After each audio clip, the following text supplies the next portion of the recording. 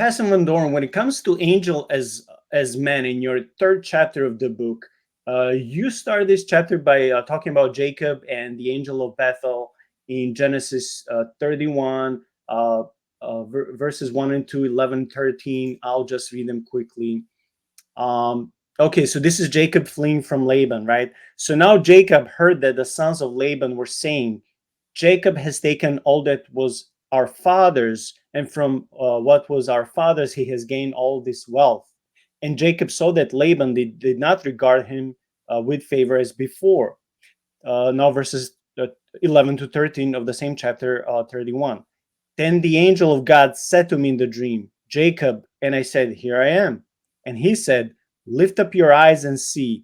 All the goats that mate with the flock are striped, spotted, and mottled. For I have seen all that Laban is doing to you. By the way, I just want to say how God sees injustice. I love that about God. We are called not to pay vengeance, not to revenge ourselves, but God is always remembering whoever hurt us, and he promised he'll repay. I'm the God of Bethel, where you anointed a pillar and made a vow to me. Now arise, go out from this land and return to the land of your kindred. So we see these promises of the angel that speaks himself as he is God. And again, this is the chapter which you have called The angel is a man. Yeah. yeah, angel as a man. So what can we say when it comes to this when it comes to this experience or a dream that Jacob had? Well, I think we need to back up because we only saw kind of a hint of what we need to in order to understand this part with Jacob in chapter 15. But when you come to chapter 17 of Genesis, you really have, that's when God covenants with Abraham and changes his name and says he'll be the father of many nations. And so then that means that he's going to have offspring, right? And so, well, there's a couple things that come in between that as well. So, I mean, he has his offspring, which is Isaac. And you read one verse, which was a promise to Isaac where he's called the angel of God. But how did Isaac get there? Well, you have to go to chapter 18. Okay. So this is a story where, the Lord comes to Abraham while he's sitting underneath a tree, and two other men come with him, right? And the two men end up going to Sodom and Gomorrah, and they're called angels, and so they're heavenly beings, and they show very clear divine attributes in terms of heavenly power sort of things, because they blind the men of Sodom when they try to take Lot's daughters, and they do very powerful things. In fact, I think that even the way that they get to the city is very powerful. Like, how in the world did you get all the way down to Sodom when you were just up, here talking to Abraham? So that's very strange. But the strangest part is that the one who's called the Lord, all he's called is the Lord. He's just called Yahweh. So this is another one of those things. He's called Yahweh, and then he goes into a tent with Abraham and starts talking about how you're going to have a child. And what kind of a child is going to be? It's going to be a child of the promise. I'm going to give this child to Sarah. And Sarah overhears this discussion outside, and she starts laughing, right? I mean, it's such a great story because this is not like Abraham having some sort of a dream in his head where only he can hear it. This is a conversation with another person who's right there with him, who earlier in the chapter, he washes his feet. He has a meal with him. I mean, he's completely embodied the whole thing. And this is called Yahweh. He's called Yahweh. He is Yahweh. And then later in that chapter, Yahweh and Abraham are having this conversation about Sodom and Gomorrah. And should I destroy the whole town? And, it's this really funny bargaining thing. Well, what if there's 50 people? What if there's 45? What if there's 40? What if there's 35? What if there's 30? And, it finally get it down to 10, which is kind of this idea of a tenth. For 10, I'll save it. But there's not even 10, because we come to the next chapter and we find out that it's only Lot and his family that are righteous in this city. So the two angels are sent to Sodom and Gomorrah while the Lord is still sitting there having this discussion with Abraham way up high in the mountains. And then at the end of that story, as they're leaving the city, somehow the Lord appears there to Lot. Like all of a sudden he's just there, just like the other two angels were just kind of there. And that verse is one of the most important verses in the Bible, I think. And the church fathers use this verse all the time. And in fact, some of the rabbis used it to talk about two powers in heaven. And it talks about how um, it says, let's see, it's Genesis 19:24. I'll try and get it right here, because this is all prelude to what's going on with Jacob. It says, the Lord rained down on Sodom and Gomorrah sulfur and fire from the Lord out of heaven. So that verse actually has, if you listen to it carefully, it has two Yahwehs in it. You have one in heaven and one on earth. Well, what? How can that possibly be? Because there's only one God. Israel believes in one God, and that's right.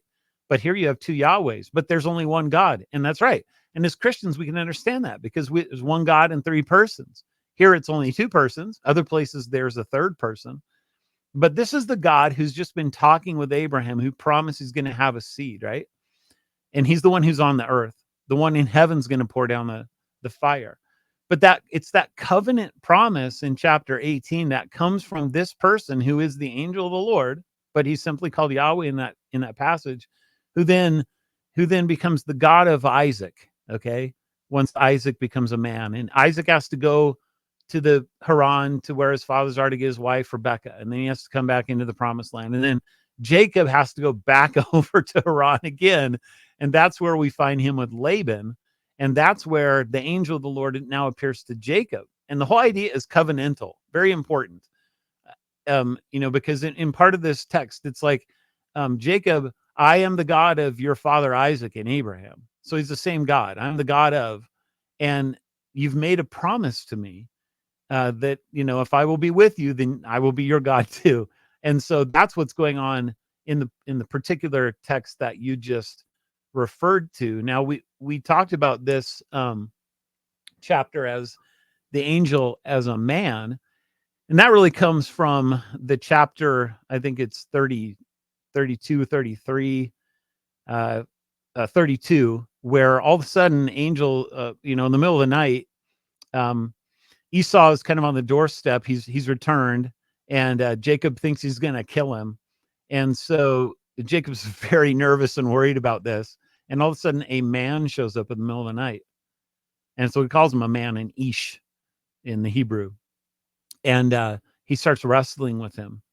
And just as Jacob's about to win, it's like a great WWF wrestling match, right? where the bad guy cheats, and all of a sudden he wins the match. Jacob's going to win this match, and all of a sudden, boom, his hip gets wrenched out of socket by this miraculous power of this man. And Jacob knows that it's God that he's been wrestling with that night. It's the angel. It's the one who's been covenanting with him. And so in that passage, you learn that a man is actually God. Now, I don't know if you want to talk about this or not, but this whole idea of an Ish man versus an Adam man is really interesting to me. So I don't know if you caught on to that or if that's interesting to you or not, but it is interesting, but I also wanted to say something. I always found Genesis 18 fascinating, and the reason why I skipped it because I didn't want to read the whole chapter. But thankfully, you summarized the most important right. things. When Abraham was visited by these three so-called people, right? And I'm fascinated first because it's so mysterious, but second, it's so beautiful because you see how God chooses, just like in the garden, to basically share his heart, his time, food, and space with a fellow human being. He doesn't have to, he doesn't need us. He's not a needy God. He's perfectly content in the Godhead, right? But he comes to you and he even eats with you, he fellowships with you. So we see the same thing that Jesus was doing in the Gospels. And also what you said also something very interesting that reminded me of the Gospels. When you said how in the world was Yahweh walking with Abraham, and then just later on he was in Sodom already. Like, how did this happen? It just reminded me when Jesus was on the boat, and it says in the next verse, boom, he was at the end of the lake already. So like right. God is breaking all these laws of physics. I don't know if he's teleporting. I don't know what he's doing, but I think Jesus is doing the same things. I don't want to say tricks because he's not a trick master or something like that. He's not magician, but he's the Lord over time, over weather, over these laws of physics and nature. It just fascinates me. So when I see Genesis 18, I'm blown away. Again, yes, it's mysterious, but it's also so beautiful how come God comes to dwell and talk to you, just in the same way as you mentioned, Janice, John 1, Jesus comes to tabernacle, to dwell with us, even though we are unworthy. So I know I didn't even plan mentioning this. So this is more of a pastoral and less theological application, but I'm just blown No, I away love it.